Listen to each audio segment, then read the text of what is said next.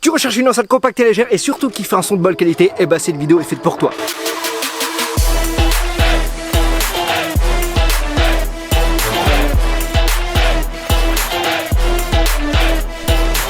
Voici le packaging. Moi personnellement je ne suis pas fan, j'aime bien la sobriété. Et là pour ma part c'est un peu trop surchargé. Bon après c'est la marque de fabrique de Zealot. J'avais pu tester un plus gros modèle de cette marque et justement c'était exactement la même boîte. Après les goûts et couleurs, chacun aime ou aime pas. À l'intérieur de la boîte bien évidemment bah on retrouve l'enceinte Bluetooth, ainsi qu'un câble micro USB pour le rechargement, une petite lanière de transport et un livret notice. Honnêtement j'aurais aimé avoir un câble jack, mais malheureusement on peut pas avoir le beurre et l'argent du beurre. Bon là déjà un port jack c'est déjà pas mal. L'enceinte mesure 74 sur 74 sur 123 mm.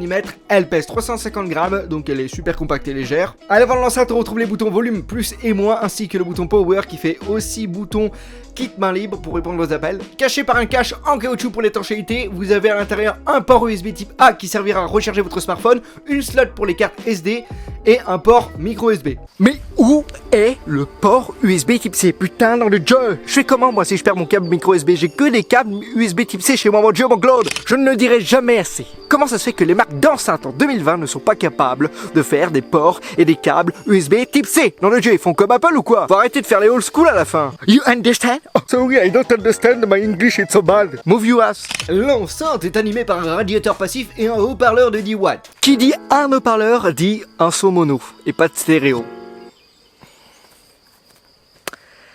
Mais ce problème peut être résolu si vous achetez une deuxième enceinte et que vous la paierez entre elles pour faire un son stéréo et agrandir votre spectre audio. Malheureusement, c'est un coût, 20 €. Moi, malheureusement, je ne pourrais pas faire ce test parce que les temps sont durs.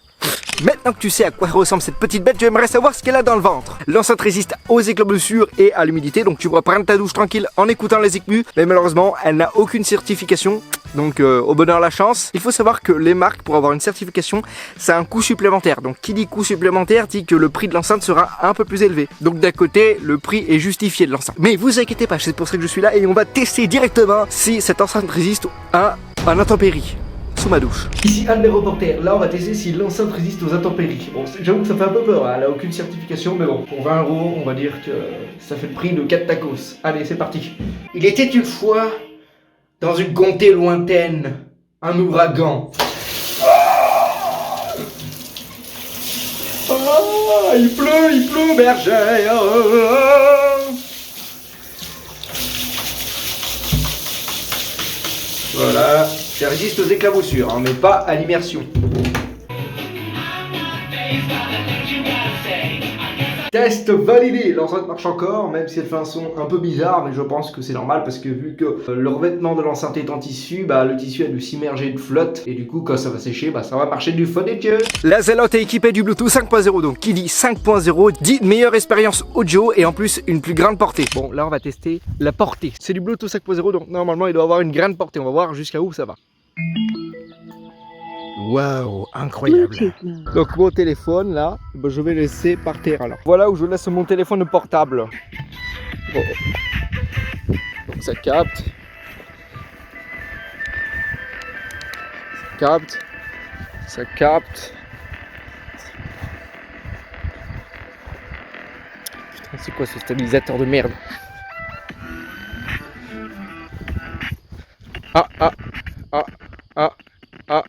Ça décroche et le smartphone est tout là-bas au bout. Donc pour moi ça doit faire à peu près, ça fait 10 mètres même pas. Ça va, c'est plutôt pas mal, mais il y a quand même mieux en portée, hein. J'ai connu mieux. Genre tu vas pas faire 3 mètres et l'enceinte va se déconnecter, non, tu peux faire à peu près 10 mètres.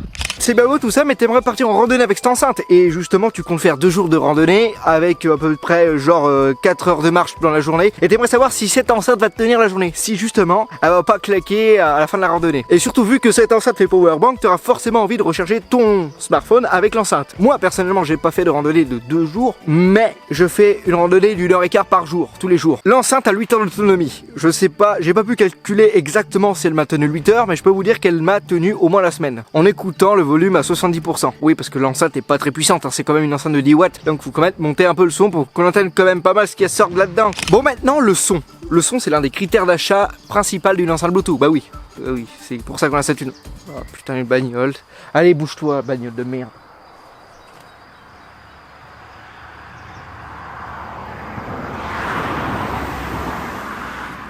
C'est quand même dingue. Maintenant que le confinement est presque fini, bah il y a quand même pas mal de bagnoles qui circulent. C'est pour ça que j'ai décidé de vous faire un sound test avec mon microphone pour vous rendre compte de la qualité. Mais il faut savoir, je te conseille de mettre des écouteurs, et même si tu auras des écouteurs, ce sera pas forcément la qualité initiale de l'enceinte, parce qu'il faut savoir que la qualité sera réduite avec le micro, qu'elle sera réduite avec le rendu du montage et ainsi avec le upload sur YouTube. Donc voici un aperçu pour te rendre compte à peu près de la qualité qu'elle peut avoir.